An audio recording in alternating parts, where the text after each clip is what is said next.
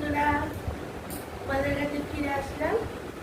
এখন তোমাদেরকে আমি ফ্রাইড রাইসের রেসিপি বলবো। আমি প্রথমে এই চালগুলোকে দেখাচ্ছি।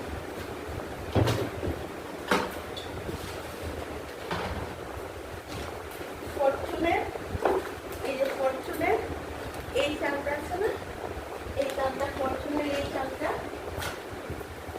আমি অল্প করে করবো। এই গরমের মধ্যে এই ছোট বাটি দিয়ে এক বাটি নিলাম, ভালো করে ধুয়ে নিয়েছি।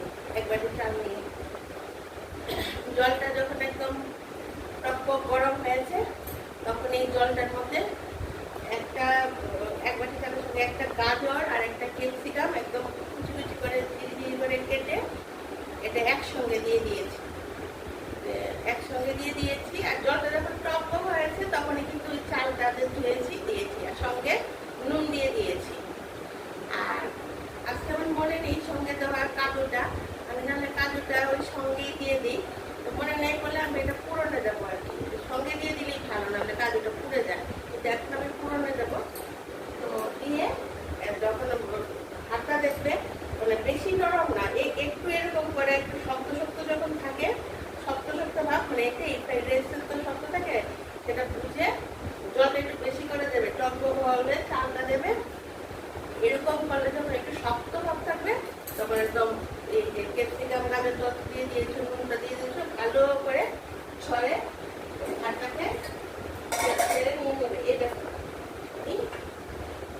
করেছি, এই দেখো হাতটাকে ছেড়ে একদম শক্ত ছড়া ছড়া করে একদম ফ্রাইড রাইসের যেরকম শক্ত ভাবটা দেখতে লাগছে, শক্ত না নরম না, সেটারও দিকে লক্ষ্য রাখবে। নামিয়ে নিলাম। এখন আমি কড়াইয়ের মধ্যে একটু সাদা তেল দিয়েছি পরিমাণ মতো, আর 1 চামচ বেশি ঘি দিয়ে দিই। 1 চামচ ঘি দেব।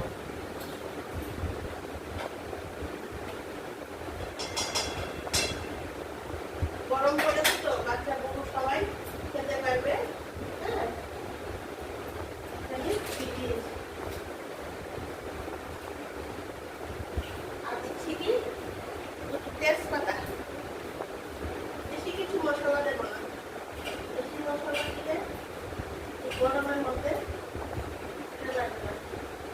আর এই যে দারচিনি, ছোট এলাচ অল্প করে দিয়েছি, বেশি গরমের মধ্যে খেলে খেতে ভালো লাগবে না। তেজপাতা দিয়েছি, দিয়ে দিলাম। বেশি মশলা দেবো না। আর এখানে দেখো কাজু আর কিশমিশটা হালকা করে পুড়ে না